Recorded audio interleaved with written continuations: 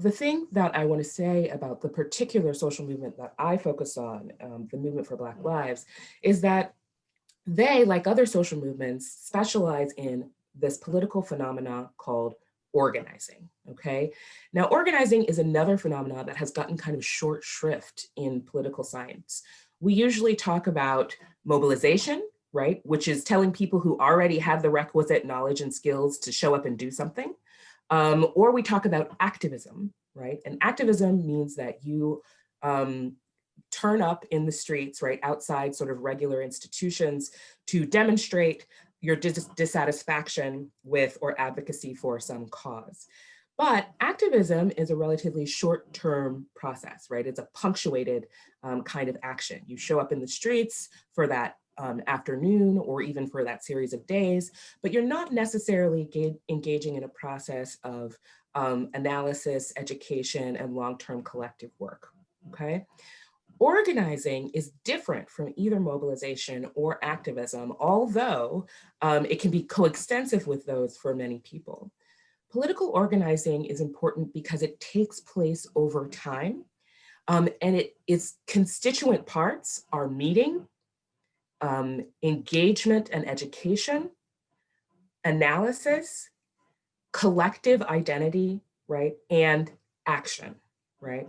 And so this process of organizing is actually, I argue, a mechanism by which you increase people's political efficacy, right? We talk about the ways that efficacy matters, right? Political efficacy matters, and its absence can, lead to negative effects for democracies.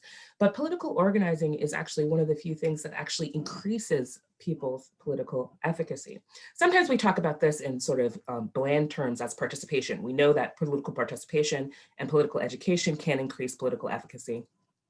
But the way that this education and participation come together is through political organizing. I should say that large demonstrations can be a part, right, of organizing, right? Getting people out into the street as activists is usually a gateway, right, or can be a gateway to political organizing. And we see that, in the US case over the summer, at least 26 million Americans poured out into the street in defense of Black lives, right? And that is being shown to be, although we don't have any kind of definitive studies yet, so far, it seems as though those instances were a major source of mobilization, right? Voter registration, voter education, et cetera, in the United States, right? That actually those huge protests helped the Democrats win the national victory that they were able to win, or that they were able to win, this election year. On a smaller scale, we see the way that political organizing has changed politics, right? Changed the composition of the electorate and changed the items on the political agendas that we talk about in Georgia and Arizona, right, respectively. So, for example, in the state of Georgia, which for the first time in many years voted for a Democratic candidate for president, right, went Biden for president, we see that leaders there, Black women leaders there mostly, particularly obviously Stacey Abrams, but also LaTosha Brown of Black Voters Matter and Insay Ufot of the New Voter Project, have had a multi-year plan of meeting, engaging with, educating, and serving, right, people who had been previously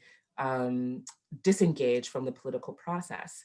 Now, this kind of political organizing has huge payoffs, but they take a long time, right? It's over time. And we see a similar process having gone on in Arizona and New Mexico among indigenous organizers. If you also sort of look at the voting returns in those states, it seems as though indigenous voters did a lot to flip, for example, Arizona blue.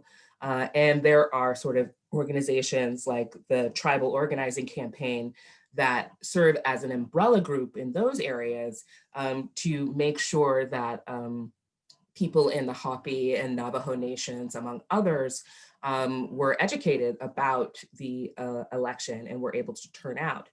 But it's not just electoral politics that are the object of organizing.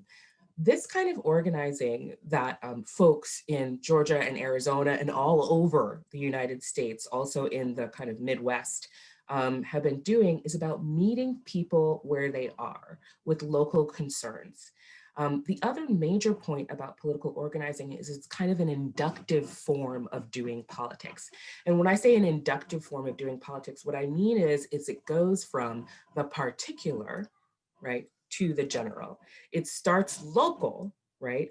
What are the things that are problems for you, right, in this moment, right? What are the things that we can talk about collectively solving in your neighborhood, in your county, in your municipality, in your state? And then it builds from that kind of political engagement to engagement on larger regional or national and even sometimes transnational levels. This is a different approach, right, than we have had in a lot of sort of campaign-based democratic politics, in which you ring people up a few weeks before the election and try to mobilize them without engaging them, right, on a kind of national platform, right, without engaging them about how that might relate to their local everyday concerns. So for me, the story of 2020 in the US is a story about political organizing and a story about how democracy recalls itself and how democratic citizens are actually made. Because that's the thing about political organizing, is it's not just teaching people to do a thing. Organizing can affect people's political subjectivity, right? So it's not just that folks are mobilized to vote or mobilized to show up at an action, but actually they start to think about themselves through the long-term process of organizing as the kind of people who can act, right? That's really important because it creates a fund, right, of democratic knowledge, engagement, and activity that can be applied in more, and will be applied, right, in more than one area, in more than one instance. And I think that that's the story that we should keep our eye on going forward.